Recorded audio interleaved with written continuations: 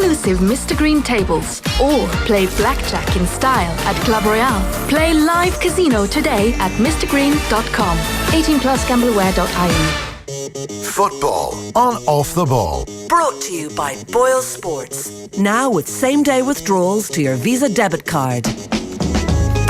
All right, Thursday evening, 7:30, time to talk to John Giles. Evening, John. Evening, Nathan. Quite enough week, so some of our listeners were suggesting we talk about the Eurovision. Were you watching? Were you happy with the winner? Didn't watch it, Nathan. God damn it. It's going to be a long half an hour or so, John. It's all I'd prepared for. Yeah, we'll make something else up, Nathan. Yeah, so last Saturday as well, it started with the FA Cup final, and in keeping with their season, it was a dominant Manchester City performance, a 6-0 destruction of Watford in the final at Wembley. Did what happened on Saturday, completing a first ever domestic treble, change your view on Manchester City's greatness? Well, I always thought they were great, Nathan. I thought they justified my opinion of them. I don't agree with the best team ever, but that's a different subject altogether. But to win in a cup final 6-0, I think it's the first time for 80 years or something it's happened, Nathan. So it was a great end to their season. To win the domestic treble, nobody's ever done it before. But I think it was the manner in which they won the league was really great. I mean, they had to win, as we all know now. 14 wins on the bounce. Nathan couldn't afford to draw. And Liverpool playing before them nearly all the time. The pressure was on all the time, and obviously they responded. They responded brilliantly. The fact that they didn't win the Champions League, is that when you're talking about best teams ever in terms of maybe even just going back through since 1992 and the start of the Premier League, the lack of Champions League success over the last couple of seasons, is that the only thing you can hold against them? No. I think when you talk about the best team ever, it's like talking about the best player ever. You obviously have to see the teams that have been great before them. I think, if you go back to the Liverpool team, with Dalglish and all the great players, Lawrenson, Rush, all these great, Graham Souness. And then you go to Manchester United, with Keane, Scholes, Beckham, all these great players. It's hard to know because it's a different time who was the best team ever. I think Manchester City have to do a bit more over a longer period of time, as Liverpool did and Manchester United did in their time, to be regarded as the best team ever. I don't think also, Nathan, that you have to win the Champions League to be considered a great manager. I mean, if you take it on that thing, you're like, say Spurs, as we know, are in the Champions League this year. If Spurs win the Champions League this year, is that better than Guardiola's achievements with Manchester City?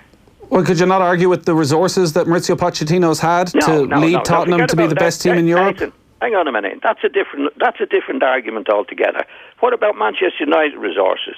What about Arsenal's resources? What about all the other teams over the years that had more money than anybody else? Chelsea, when they won the Champions League under Abramovich, they had all those particular things. And you're not going to do it nowadays, particularly, without the resources. You're not. If you're going to compare Pochettino with Guardiola because of the resources, then you'd have to compare Mourinho with Guardiola with the resources. Manchester United spent as much money apparently with under Mourinho than Guardiola did, and Mourinho has won the Champions League at least twice. So you have to balance it up. I mean, I think what Manchester City did in the league, to win all the matches they did with Liverpool's great season, to do what they did. And I was talking to somebody the other day. As a professional footballer in my time, Nathan, I would have preferred to win the league in the manner in which Manchester City did it than lift the Champions League. You're playing over 38 matches to win the points and get the points that they had against Liverpool. Don't forget, in the Champions League, Pochettino has done a great job, but he's been beaten at least 3 times, Nathan. Liverpool have been beaten a couple of times. That's not the Premiership, where Liverpool only lost 1 match and still didn't win it.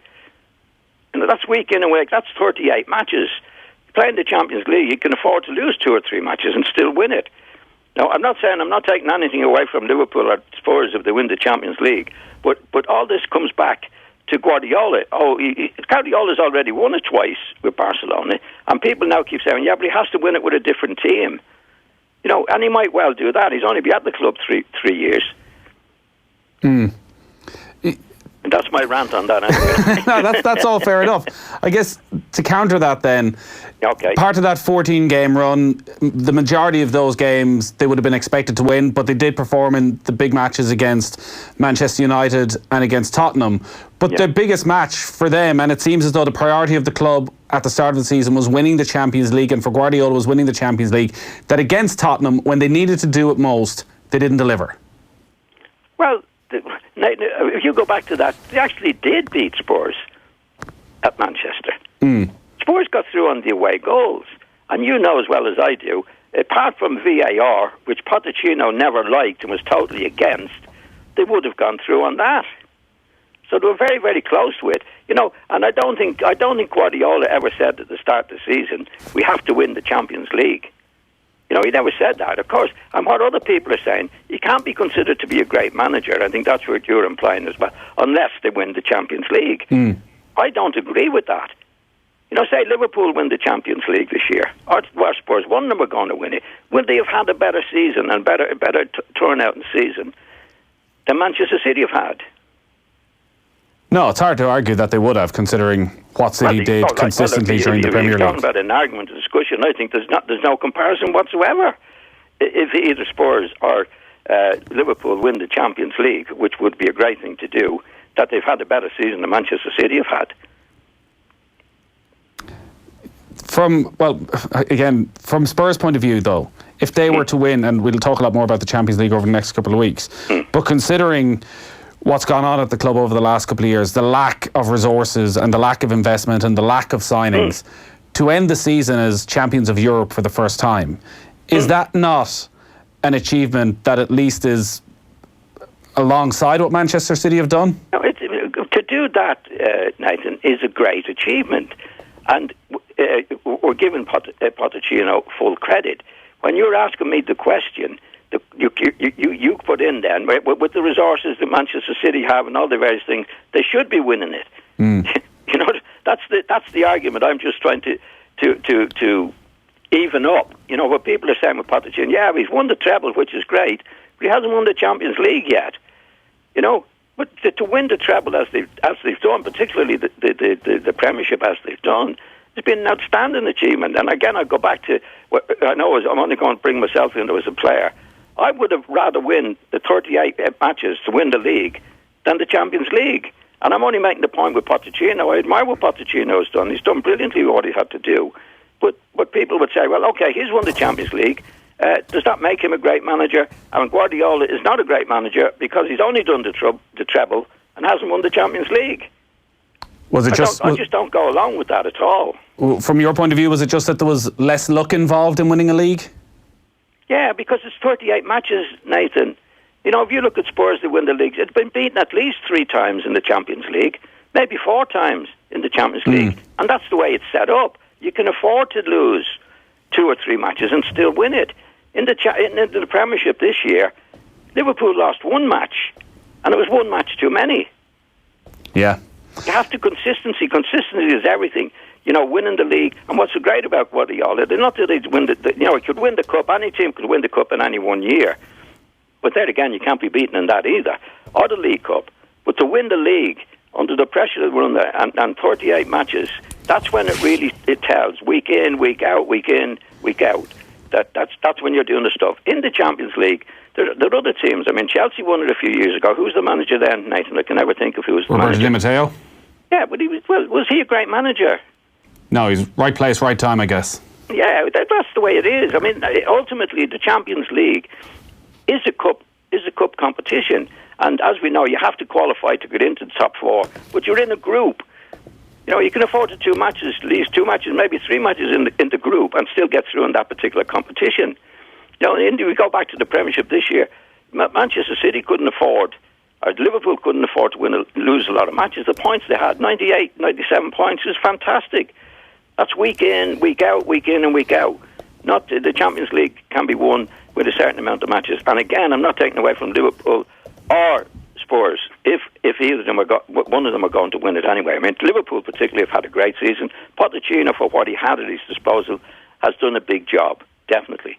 But I think it's wrong to compare what they're doing in relation to what Guardiola's done in a bit of a negative way, Nathan, I must say. The other story out of Saturday was that Vincent Kompany confirmed after the match that he was leaving Manchester City and he's going to become the player manager of Anderlecht.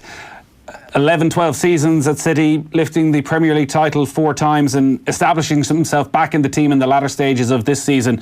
How highly would you have rated Kompany as a centre-back? Oh, he's up there, Nathan. He's up there with the best. These fellas have to have great character and be great characters, and there's no doubt he has that and is that, Nathan. He's had dreadful injuries in the last few years, and he stuck at it. And when City really needed him, which was at the end of the season there, he came through with flying colours. And you can tell by the rest of the players the admiration and respect they have for him. When you're a professional footballer, the people that know you best are obviously the people you play with week in and week out, especially over an 11-year period, like he has done. They know you better than anybody else, Nathan, because you can't kid fellow players. And some lads all characters are different, as we know. But you could tell him coming in at that time, and what he gave over the years in his best years, has been outstanding for Manchester City. I think he's been great, and he's a credit to the game. A real testament to that character and to his leadership that Pep Guardiola did go back to him so often over the last 3 or 4 months during that 14-match winning streak, because it did seem as though that he had settled on a John Stones, Aymeric Laporte partnership, very much a ball-playing centre-back partnership that played in his style, but he obviously spotted something, I don't know, was it a weakness in the team or something in the team that they needed that strength of character of Kompany there for those big moments? I think he had to handle it that way, Nathan, with the injury problems that Kompany had. I think he obviously knew when it really came to the crunch, he was the number one defender and has been the number one defender in terms of ability. There's no doubt about that. But he had to handle him very, very carefully because of the injuries that he's had. Now, when it came to the real crunch at the end of the season, I think he played 3 or 4 or 5 consecutive matches, which he hasn't done for, I'd say 3 years, because Guardiola really, really needed him at that time. And he came through with flying colours, including the spectacular goal that he scored to get the 3 points against Leicester. So I think Guardiola if Kompany was 21, 22 or 25, 26 years of age, I think he would have played in every match. But he couldn't afford to play him, Nathan. They obviously have all the money in the world to spend, Manchester City, well, depending on how financial fair play turns out over the next little while. Yes. But is Kompany one of those that they're going to find impossible to replace? Because you can buy talented players, but impossible to buy the sort of character and the longevity he had at the club. He was there really before all the success started. Well, I don't think it's impossible, but it's very, very difficult to do so. I mean, if I were Guardiola, I would pay whatever is needed to pay for Maguire. Right. At Leicester. Why? I think he's an ideal. He's as near to Kompany as I've seen as a player, Nathan. His control's very good. He defends well. He's very mobile. I think Maguire is a terrific player, and I think he would be fantastic in the Manchester City team. I'm only giving you my opinion, but I would pay whatever was required to pay for him. I would pay it. All right, plenty more to talk about, including next week's Europa League final. John, stick with us. We'll take a quick break. Football on Off the Ball. Brought to you by the new and improved Boyle Sports Bet Builder. Now with 44 markets to choose from on every match. I'm Brian, or as my agent likes to say at dinner parties. Brian is the voice of Skoda. Indeed I am. And as the voice of Skoda, I've seen every Skoda script under the sun. Rarely one this good, though. The Octavia Soleil is the shiny new addition to the Skoda range. It comes with sunset glass, Skoda Connect, LED lights and heated half-leather seats. How's that for dinner party conversation? Brighten every journey with the limited edition Octavia Soleil. Visit skoda.ie. Let's get one thing straight. The car needed a valet anyway. I'm only a little dog. I had a few balls of water. Accidents happen. Could have been worse. Anyway, it's sorted. They've got AA car insurance, so they're covered to drive other cars. Listen, word to the wise, yeah? Maybe make sure this one is an air freshener, okay? With AA car insurance, our members get fully comprehensive insurance to drive other cars too. Go to the AA.ie. Who's got clever car insurance? Acceptance criteria, terms and conditions apply. AA Ireland Limited trading as AA Insurance is regulated by the Central Bank of Ireland. Speaker, why do worms have legs? Why are oranges orange? How much does a helicopter cost? Can I play outside? Remember when your kids spoke to you, not the internet? Well, with Vodafone Gigabit Smart Wi-Fi, you can turn off the Wi-Fi for specific devices, like your home assistant. Mom, can Tom come to play? Mom, I got a pencil stuck. If you really want to, that is. Vodafone Gigabit Broadband Superfast Fibre direct to the home. Vodafone, the future is exciting. Ready? Subject to availability in selected areas. T's and C's apply. See Vodafone.ie. Your home is your world. Make it fabulous at House, Ireland's premium interiors event, taking place from the 24th to the 26th of May at the RDS Main Hall, Dublin. Explore the latest trends with Hugh Wallace on the Trends Talk stage. Get interiors advice at the Design Clinic. Participate in our interactive upcycling area. Be inspired by experts including Dermot Bannon, Susie McAdam, Roisin Lafferty and more. Live from the Inspiration stage. Tickets on sale now. Under 12s go free. Just search House Event. When it comes to appliances, I like mine delivered. I.e., they're in my kitchen at the time agreed. The biggest brands at the best prices. Like washing machines from only $179.95. American fridge freezers from only $599.95. Ovens from only $169.95. Technology, dishwashers, barbecues. You don't even have to leave your home. Just clickety-click and bingo. Your appliances delivered. AppliancesDelivered.ie. Buy online now. A storage story brought to you by Nesta. So why are you putting your drums into storage? Well, I had the drums in the spare room at home and I had to move them here to Nesta. 50 square feet. Perfect. Any particular reason? Well, we were going to have a baby. Yeah. But we had a 1, a 2, a 3. So, triplets moving in, drums moving out. Nesta Storage. Make room for life. Football on Off the Ball. Brought to you by Boyle Sports. Now with same-day withdrawals to your Visa debit card. John Giles is live on the line this Thursday evening. 53106 is the text number. You can get in touch on our social channels as well. Before we talk about the Europa League final, just a text in on the Champions League final, and I have a feeling this is a story that will dominate over the next couple of weeks, John. Talk of Harry Kane being rushed back to be fit for the final. Would you start him if you were his manager, asks Gary. I would think about it very, very carefully, Nathan. It's a long time to be out for any player. I know he's a very valuable player, but they haven't done too badly without him. And if you look at the start of every season, Harry Kane takes a long time to get going, or has done over the last few years. And he's been out for a long time, Nathan. And there's such a thing as match fitness. It either is or there isn't. And if you've been out for that long to get match fitness, it's very, very difficult, I think, to go straight back into it. So I wouldn't like to have to make the decision, but at the moment, I might come down on the decision not to play him. And you just try and use him as an impact sub if you need him. Yeah. Well, the two lads have come on. Like they've won. They won without him. He's been out for a good long time. That's a long time to be out, Nathan. I mean, there's such a thing as match fitness, or there isn't, and that's why teams come back after sometimes a shorter spell, like in the World Cup and that. For players to still get their match fitness, like Harry Kane will be out for about 6 weeks now. Yeah, nearly 2 months. 2 months. That's it. Like if you had a close season, for example, of 2 months, and you went straight back into the Champions League final, people would think you were mad. Now that's the situation they're in now. So I might come down on not starting them, because the two lads have come in for him, Murray and Son have done really well. They've got through in spectacular fashion. And I mean, he's a terrific player, Harry Kane, and you would love Harry Kane back in the team. You were the manager, but you'd want to fully fit Harry Kane back in the team. And I just can't see how you'd be up to match fitness, Nathan, having been out for 2 months. So plenty more to come on that. Next Wednesday, though, is the Europa League final, also an all-English affair. Chelsea against Arsenal, but totally overshadowed the build-up, it seems, by the logistical difficulties with a lack of match tickets initially, and even those who got tickets from Arsenal and Chelsea allocated just 6,000 tickets each. Almost impossible to get to Baku for next week's final, and that stretches to the players as well. Arsenal set to meet UEFA after Henrik Mkhitaryan opted against playing in the final because of security fears. It's all a bit of a mess.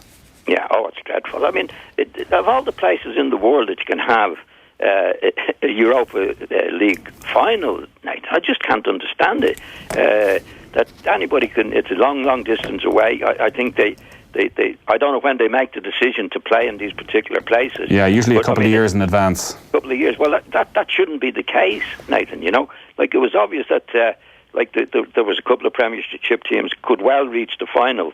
And maybe other teams. I don't know why they go there, because the political situation. Mkhitaryan can't go, as you can say. Money. You said. Money is why they go there. Yeah, but like there's plenty of places, Nathan, in the whole of Europe, where you get it's just as good a crowd. And you know, in the match, as you say, the tickets for Chelsea and Arsenal are restricted. Well, they're only restricted because somebody else is buying them up, or somebody's gone to the match. I think that whatever it was, you would have got anywhere that was fairly near to get. I'm not saying that very well. You would get 30,000 each from Chelsea. Yeah, comfortably. Easily. So it's just madness now, and a very bad organisation. Who's done that? Is the UEFA's done that? Or? Yeah, UEFA organised the Europa League final. Well, somebody needs a kick up the backside, Nathan. It's ridiculous. The match itself, it's obviously hugely important for a couple of different reasons. From Arsenal's point of view, a last chance to qualify for the Champions League next season. And from Chelsea, it does seem as though maybe it's win or bust for Maurizio Sarri, saying that he's going to meet the Chelsea hierarchy after the games and he's going to know whether they're happy or not, and he feels it may well come down to what happens in the 90 minutes, which understandably he's not quite happy with that, saying 10 months work can't come down to just 90 minutes of action. Would you agree with him, or actually are these the big games where managers should be judged? I agree with him, Nathan. I mean, Chelsea could play terrible in the match and get a lucky 1-0 win, for example. Does that make him a bad manager? Does it make him a good manager? Does it make him a different manager? No, it doesn't. You have to judge him, and the owner of Chelsea would have to judge him over the work that he's done since he's been there, which is only a year. You can't judge him on one match, because do we ignore all the previous matches as he's been there for whatever it is all over the season, Nathan? You could have a bit of luck in this particular competition, win it. You could be bad luck and lose it. So I think he's right to say, because this fella, from what we read in the papers, is well sought after back in Italy, you know. So I think he's looking for a confirmation. Is he going to be there next year or not before the final? And I think he's right to do that. Do you think he's done a good job? Finished third in the Premier League, but there were 26 points behind Manchester City. Obviously, had the absolute mess in the League Cup final with the goalkeeper. Constant frustrations from some of the players. It's been very mixed, Nathan, to say the least. You know, I think he's a bit of a weird guy. All right. I think he's honest, though, in what he does. I think at times Chelsea have been very, very good.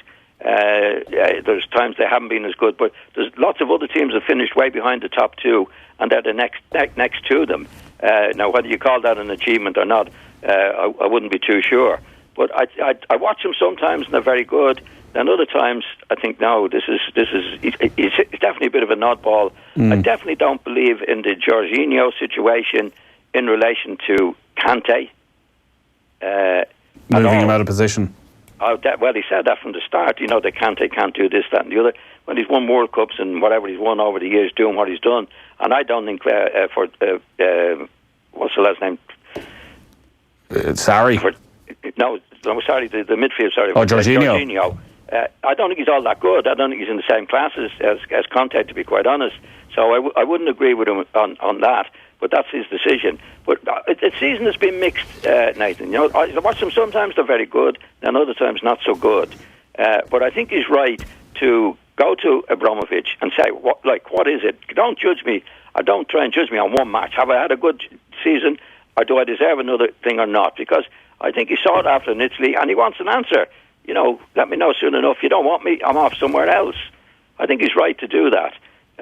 But I definitely think it's unfair to put it down to one match and at the end of a season where you can judge him over the 38 matches or 40 matches, whatever he's played, had with the club. Both of them, Chelsea and Arsenal, have been unbelievably inconsistent. Does that make it practically impossible to call? Very difficult. I don't know. I'd have a little feeling for Chelsea because I think they're better at the back than Arsenal. Are very unpredictable, are predictable at the back, so they're not so good. I'd be inclined to go for Chelsea, but I wouldn't be putting a lot of money on it, Nathan. All right, John, great stuff. We'll look back on the Europa League final on next week's Off the Ball and look ahead to the Champions League final as well. Talk to you then, John. Thanks, Nathan. All right, quick break, and then we are talking to Billy Joe Padden, looking ahead to Mayo against Roscommon in the Connacht Championship. Get up-to-the-minute news updates at newstalk.com and on the Newstalk app. Logically, you know Cube kitchens are expertly designed and fitted. Practically, you know they've got all the clever storage ideas you could wish for. Reassuringly, you know Cube have over 50 years